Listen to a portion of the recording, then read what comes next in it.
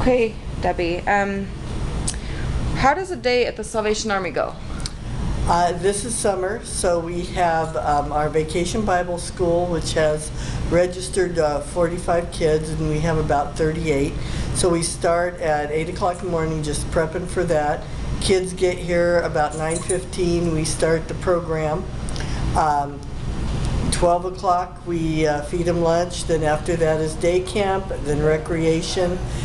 And then while all that's going on, the regular business is going on, the reports are going on, we have advisory board meetings, and we have, yes, that's going to show up, so go away. Yeah. I can leave? You good? Yeah, go ahead, leave. Okay. I'm fine. Sorry, that was Kimon, he does the night programs.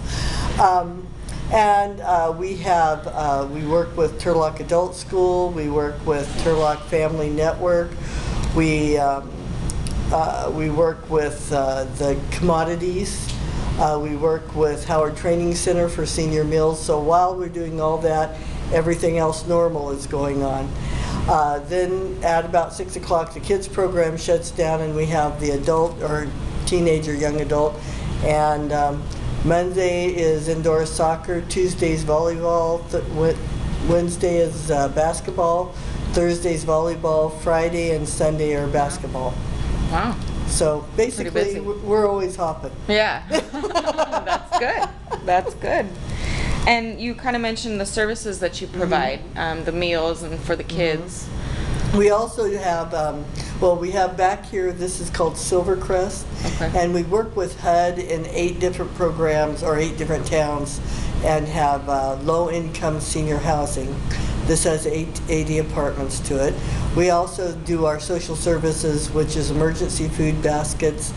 When we have the money, we can assist with utilities and that kind of thing. We do a lot of referrals throughout the community. We work a little bit with the homeless. We work with Turlock Together for the Christmas programs that goes on in town.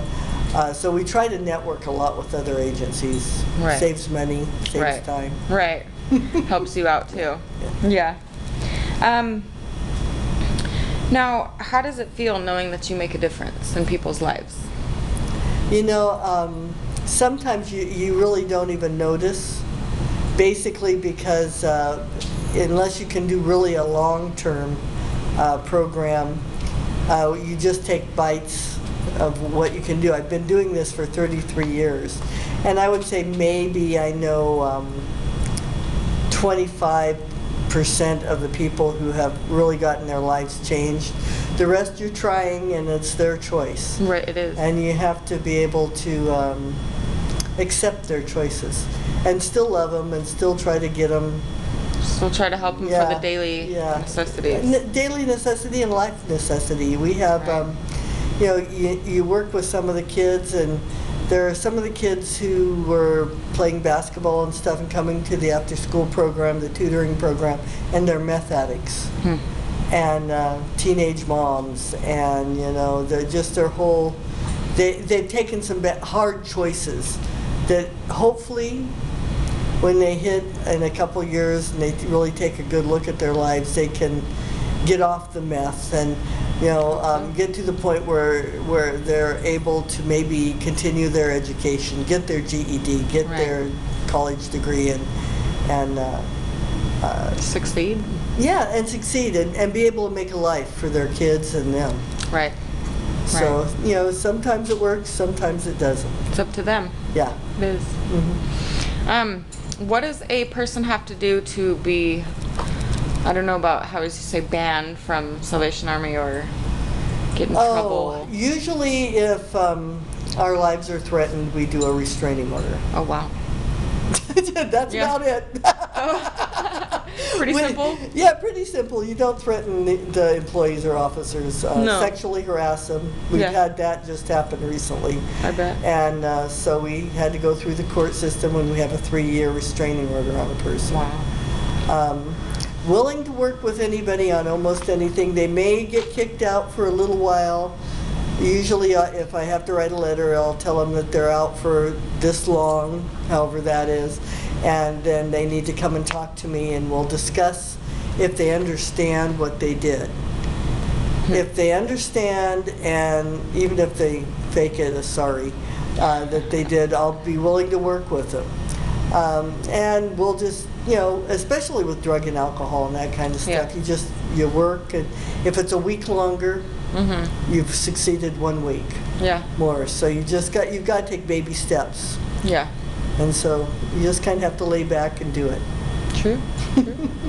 So, and you said you worked 33 years in here, so kind of just a brief overview of the testimony of how you began working with Salvation Army, Well, we're a Christian organization. Right. Basically, William Booth, the founder, knew Maslow hierarchy needs before Maslow did his paper. And he saw people, they had physical needs, they had mental needs, and basically they couldn't do anything spiritually, so he started working on those basic needs so he could talk about God. And I got saved, and then I was looking for some kind of ministry, and I found the Army in Chico, California, doing some great stuff there, so I decided to go ahead and felt called to be an officer by God, and went into training, went to seminary. My first appointment was Denver, Colorado. Was there for 2 years. Then I was in Billings, Montana for 2 years. And then I was in Bakersfield for 3 days, which some say is long enough to be in Bakersfield. Then I was at our seminary teaching for 4 years.